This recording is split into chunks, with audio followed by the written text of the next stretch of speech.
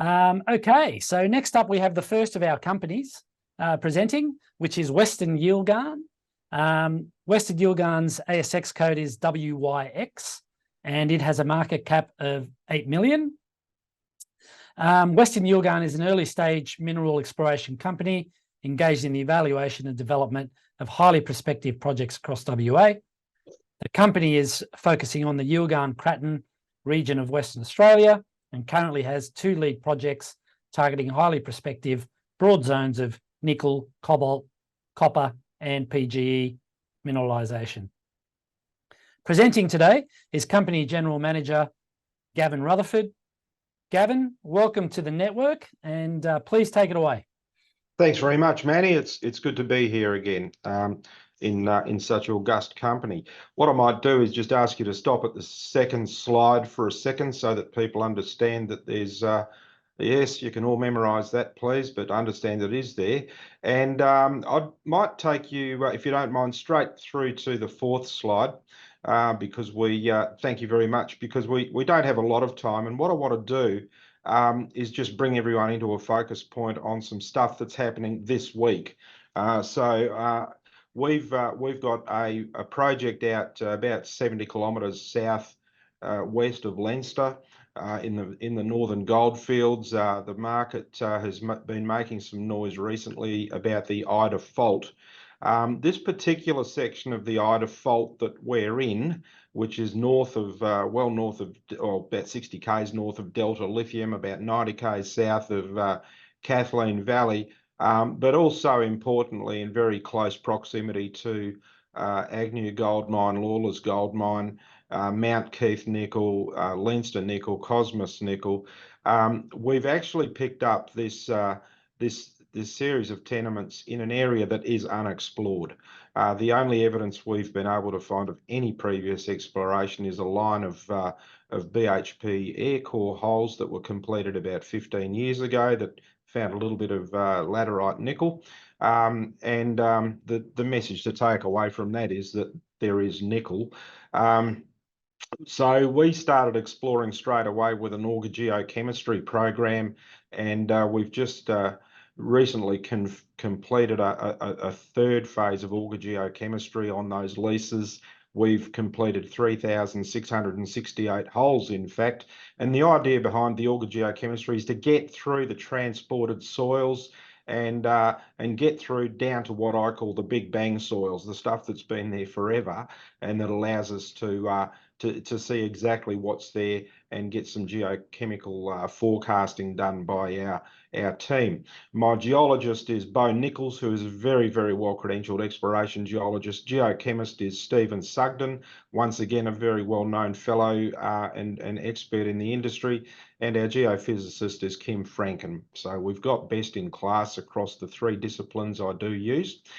So on that part of the Ida Fault, we've now got 477 kilometres of leases, with the most recent 277 kilometres granted only in the last couple of months. What we have found going into the first few leases is that we've been able to identify 22 targets, which are 13 nickel copper PGE targets and 11 LCT pegmatite targets. So let's just leave that prospectivity there for a moment and talk about exactly what's happened since we turned up as the pioneering explorer in the area. On that drawing, and I'd encourage all you viewers to please go back and look at our releases and have a close look at the drawings. On that drawing, you'll see that we've got a dark blue line delineating our own leases, and to the southeast, there's a tan set of tenements that looks like a staircase running down, which is a company, TechGen Metals, who've been out there doing some good work and doing some grab samples and a bit of geochemistry. And we've also got Rio Tinto, who've turned up on each side of TechGen Metals, and the 3 of those tenements are married to our eastern border. It's important to understand we were there first. We're not the neurologists. We've gone and picked our country. And that will become more apparent as I carry on.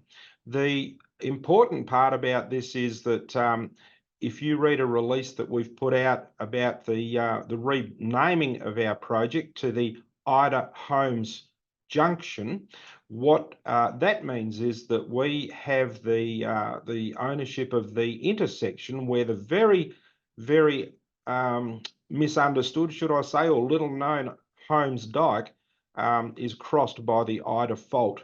Now, any geologist gets excited when such things happen, and there's no reason this shouldn't be the case now. What we found along the Holmes Dyke in our JV that we've just announced with Fleet Street, which is a privately held company that owns the 4 tenements you'll see along that green line, is that we've got a gabbro that is exactly the same age and magma as BHP's Babel Nebo project, which is the reason BHP purchased the Oz Minerals with that project at West Musgrave. So based on those numbers, if you have a look at the 5th bullet point, I should probably be calling this a copper nickel project, because we've got 0.33% copper, 0.31% nickel out of 390 million tonnes in that BHP project, which is a lot further east, but in the same family. It's a sibling, it's a relative of this geology. So we're very excited about that. That's the reason I've renamed the project to the Ida Holmes Junction. We are on the Ida Fault doing some pioneering exploration. We have found out that, contrary to the published government information, it's not just barren granite. And we are looking along 3 macro areas now. So we've got, as you can see, leases running out along the Holmes Dyke, courtesy of our JV, and we'll be exploring those. We've got the Ida Fault, which is more well known to people, that we're going to be continuing our auger geochemistry and then introducing in the next couple of months an RC drilling program that's probably going to be ongoing following the auger geochemistry. And our 3rd macro area of exploration is, of course, where the Ida Fault crosses the Holmes Dyke. So as you can imagine, it's a very busy piece of real estate, and it's the reason I've wanted to focus on this particular page, because I would please ask you to research this diligently. This is early stage. It's a copper, nickel, PGE and lithium pegmatite project. We do have lithium pegmatites there. And if you go to the next slide, please, what you'll notice is that there we have delineated our targets in the blue and the yellowy color. And you'll see where they stop on a southern border. And the reason they do that is because when we finished that phase of drilling, we hadn't had the lower lease granted. It now has been granted. We've got the permits of work in place now, and the team has mobilised up there.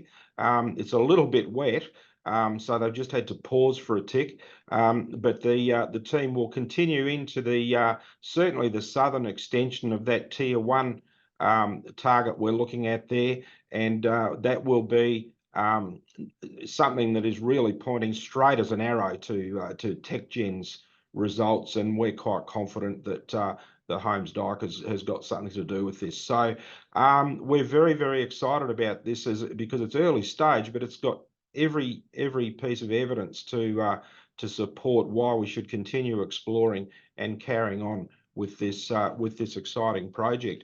And the next page, please. So our permit of work applications are actually in now. We've got them secured. The team mobilised at the end of January, as I said. Electromagnetic is going to be deployed in the next couple of months, so we want to just see what we can find out target-wise from an electromagnetic campaign. And look, we've got RC drilling there as 5,000 metres circa first pass. My feeling is it's going to be a lot more than that because you know, all the evidence we've seen coming out of our campaign to date points towards a lot of targets. So how responsible are we being with our money? What we've done is we've gone out and purchased a brand new portable XRF machine. The portable XRF machine is giving us some fantastic results and saving us a lot of money. So watch this space. Don't be shy to send emails. I've got not a long time to go, so I will flick on very quickly, if you don't mind, to the next slide, which is the Julimar West project. Now, this is next to Chalice. Chalice has had a roller coaster ride in the markets, but the fact is the geology remains. We've had this lease granted now. It was in application for a long time. And we are at the end stage of negotiations on land access to do a 600 hole auger geochemistry program, and also electromagnetic over that, probably over the entire 350 kilometres, because we just want to see what's there. There's potential for gold in the north. There's the SQM Tambora partnership that's just off our northern boundary there, looking for LCT pegmatites, and we're very keen to get into this project. Manny, what I'll finish my 10 minutes on is just to say that people are wondering about nickel and wondering about lithium. I don't have answers on lithium. I think Sam gave a very, very good outline previously, but certainly with nickel, I know that it's cyclical. It's always been cyclical. It's LME traded, and we're looking for stuff now that's going to be mined in 10 years' time, not sold next week. Importantly, copper is very big in our portfolio, as are PGEs. So I'll leave that there with you and encourage people to look at our releases. Gavin, thank you for that. A couple of questions for you. We might start with, now you mentioned in passing the JV which you've recently announced with Fleet Street. Can you talk a little bit about what some of the benefits of that JV are? Yeah, absolutely. We wouldn't have known much about the Holmes Dyke if it wasn't for the very, very diligent exploration on the part of a fellow geologist named Peter Walker.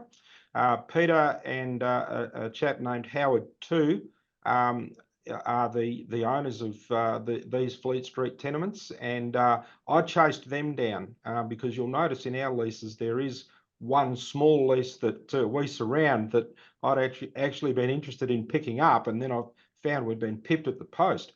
That prompted a conversation where I introduced myself to the fellows, and it culminated in us doing a deal because it was just so complementary that we're now over 600 kilometres of country, and we've got these two magnificent geological opportunities that not only discreetly but also where they cross each other. So the Fleet Street JV is a 2-year JV. We can earn up to 80%. Which is a pretty standard model, 20% free carried through to mining decision, and then that can convert to a 1.5% gross royalty for Fleet Street, which I think is quite acceptable, and we get to see what's there, so that's exciting. Okay, and just so you know, you mentioned sort of the competition around getting a hold of some of these, some of these holdings. Just moving to Julimar West. Yeah. I note that your exploration license at Julimar West was only recently granted in November 23. Yeah. But I believe that you were not the only company who put an application in for that particular land. You know, who else wanted that land, and why do you think that was the case? Look, it is prospective. We found very quickly. I'll just explain. It's at a great place where the geology changes. So we found, for instance, tantalum geoscience WA grab samples there that indicate more of a Greenbushes type of event happening there. We know the Julimar, the Gonneville West deposit runs underneath our lease, but it's a significant depth, but it runs underneath there. So we've got this under and over event. When you apply for tenements, certainly in Western Australia, other people can apply over the top of you, so that if you decide not to go ahead, or if your application falls away or whatever, the next tenement falls down. And the two companies that did have claims over and above our application were Chalice and Caspian Resources, and both of those companies are very, very well credentialed in being able to gauge potential. Chalice demonstrably, and actually Caspian demonstrably. Greg Miles at Caspian's a very good operator. Okay, well, Gavin, thank you for that, for your time today. Very interesting. We hope to get you back soon with another update on how that's all progressing. You do have some quite a few drill ready targets, so we expect to see some results coming through. Thanks, Manny. Read the releases, and I'll look forward to catching up soon.